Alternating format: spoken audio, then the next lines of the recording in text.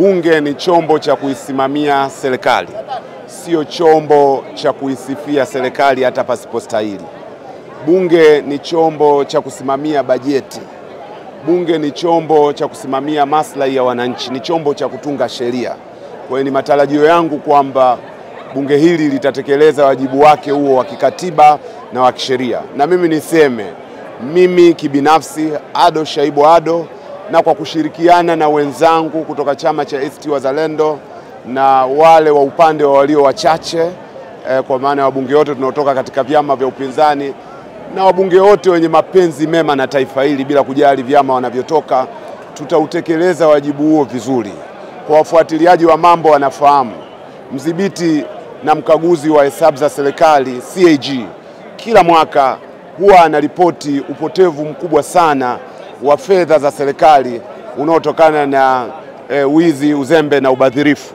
Ni wajibu wa bunge hili kuhakikisha kwamba utaratibu huo unaondoka na fedha za wananchi zinatumika kwa mujibu wa malengo yaliyokusudiwa. Mara zote tunaona bajeti ya serikali inaelekezwa sana katika matumizi ya kawaida na matumizi ya maendeleo yanapangiwa bajeti ndogo. Ni wajibu wetu kama wabunge kuhakikisha kwamba fedha za Watanzania, kipato chote tunachokipata kama taifa, kwa sehemu kubwa kinaelekezwa katika kuwakomboa wananchi wanyonge. Huko majimboni tulikotoka, wananchi wana matatizo mengi na wana matarajio makubwa na sisi. Mimi ni mbunge wa Tunduru Kaskazini. Kwenye sekta ya afya, wananchi wanatozwa mpaka mabeseni ya kwenda kujifungulia. Wanatunduru wananitazama kwa matamanio makubwa ya kwamba mambo haya yakome. Serikali imeahidi yenyewe kwamba kwa kila mwanamke mjamzito atapata matibabu bure. Jimboni ninakotoka mimi haya hayafanyiki kwa vitendo. Serikali imeahidi kwamba kwa wazee vikongwe watapata matibabu bure. Haya yatekelezwe ipasavyo. Wananchi wengi wa Tanzania ni wakulima, kuna changamoto nyingi kwenye pembejeo, kuna changamoto nyingi kwenye bei ya mazao, kuna migogoro mingi baina ya wakulima na hifadhi, kuna matatizo mengi ya wanyama waharibifu, kuna matatizo mengi ya maji, sekta za umeme, barabara.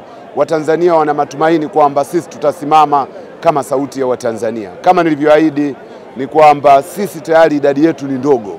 Kwa hiyo hatutaongozwa na nguvu ya idadi ya watu, tutaongozwa kwa nguvu ya hoja, na tutatumia maarifa yetu yote na nguvu zetu zote na umadhubuti wetu wote kuhakikisha kwamba tunapenyeza ajenda za wananchi ndani ya bunge hili. Lakini jingine kubwa, uchaguzi umefanyika katika hali ambayo huwezi kusema uchaguzi ulikuwa huru, wa haki na wa kuaminika. Chama chetu cha ACT Wazalendo kimetoa msimamo wake kwa kwamba uchaguzi haukuwa huru, wa haki na kuaminika.